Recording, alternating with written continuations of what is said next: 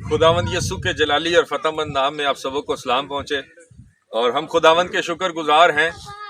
इस नए सुबह के लिए और इस ताज़ा हवा के लिए और सारे मौसम के लिए, क्योंकि ये सब खुदावंद की तरफ से और खुदावंद की मर्ज़ी के मुताबिक है।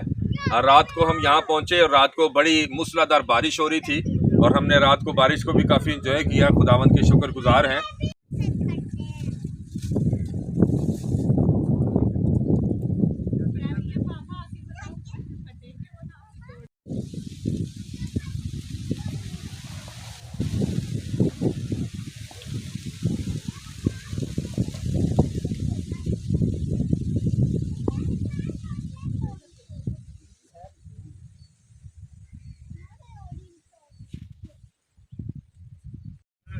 खुदावंद यसू के जलाली और फतहमंद नाम में आप सबों को सलाम पहुँचे। और हम खुदावंद के शुक्रगुजार हैं इस नए सुबह के लिए और इस ताज़ा हवा के लिए और सारे मौसम के लिए, क्योंकि ये सब खुदावंद की तरफ से और खुदावंद की मर्ज़ी के मुताबिक है। और रात को हम यहाँ पहुँचे और रात को बड़ी मूसलाधार बारिश हो रही थी और हमने रात को बारिश को भी काफ़ी इंजॉय किया। खुदावंद के शुक्रगुजार हैं। और अब देखें कि आसमान बिल्कुल साफ़ हो चुका है और आसमान पे सारी बदलियां जो थी वो छट चुकी हैं और अब कड़क धूप निकली हुई है। और हम यहाँ पर जो है वो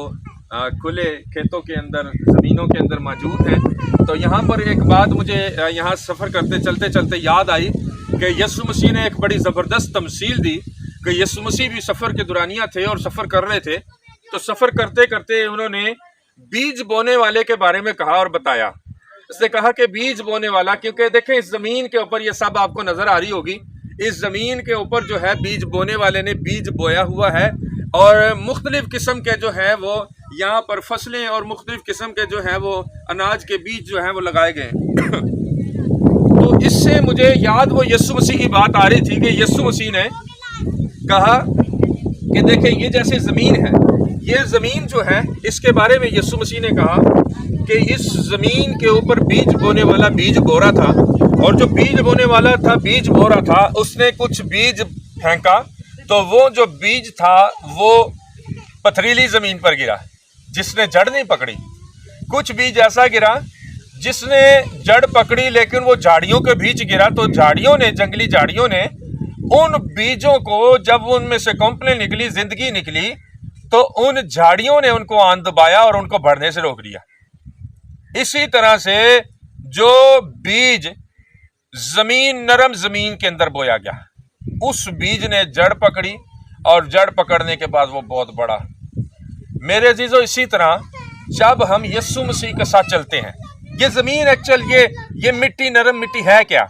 इसी तरह जब हम यीशु मसीह के साथ चलते हैं तो हमारे अंदर खुदी नहीं होनी चाहिए, हमारे अंदर हसद नहीं होना चाहिए, हमारे अंदर घमंड नहीं होना चाहिए, बल्कि ये मिट्टी जिस तरह से बिल्कुल, ये देखें, बिल्कुल नरम है, बिल्कुल नरम है, इसी तरह से जब मिट्टी नरम होगी तो बीज जो है उसके अंदर जिंदगी आएगी।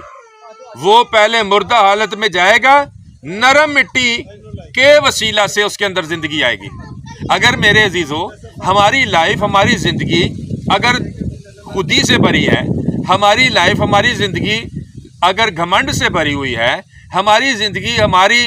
सोच, हमारा ख्याल, हमारा दिल अगर सख्ती से भरा हुआ है, अगर हमारा दिल गुस्से से भरा हुआ है और हमारे अंदर हलीमी नहीं, शाइस्तगी नहीं, हमारे अंदर नरमी नहीं,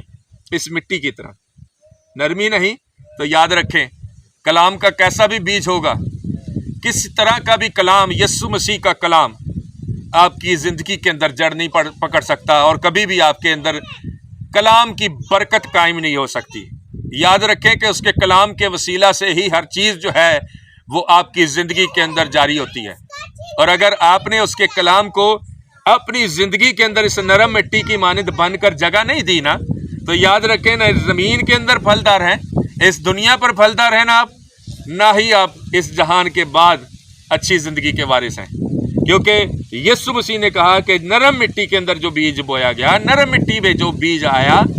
उसी ने जड़ पकड़ी और वही बहुत फल लाया और वही बहुत फलदार हुआ।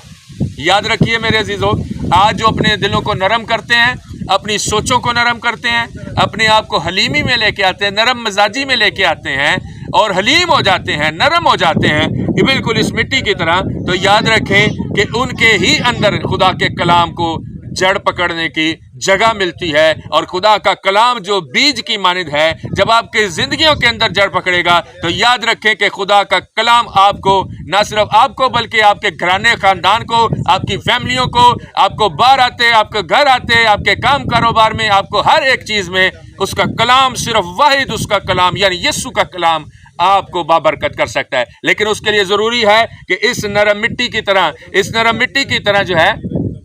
جیسے یہ مٹی بالکل نرم ہوئی ہے، اس کو مٹی کو نرم کیا گیا ہے کسی نے، یہ ایسے نہیں ہو گئی۔ اسی طرح ہمیں بھی اپنے آپ کو نرم کرنے کی ضرورت ہے، اپنے اندر سے نفرتیں، کدورتیں، اپنے اندر سے غصہ، اپنے اندر سے گھمنڈ، تکبر ختم کرنے کی ضرورت ہے۔ اگر یہ سب کچھ ہم نہیں ختم کرتے تو پھر یاد رکھیں کہ آپ کبھی بھی یسوع مسیح کے بابرکت اور خداوند یسوع مسیح کے بابرکت ہونے کے ساتھ ساتھ، خداوند یسوع مسیح کے نعمتوں کے وارث ہونے کے ساتھ ساتھ، کبھی بھی آپ خداوند یسوع کے ساتھ قائم اور دائم نہیں رہ سکتے۔ اگر آپ چاہتے ہیں کہ خداوند یسوع کے ساتھ قائم ہو، اگر آپ چاہتے ہیں کہ آپ خداوند یسوع کے اندر بابرکت ہوں، تو پھر اس نرم مٹی کی طرح اپنے آپ کو نرم کرنا پڑے گا۔ تو یاد رکھیں کہ آپ خدا کے کلام کے وسیلہ سے،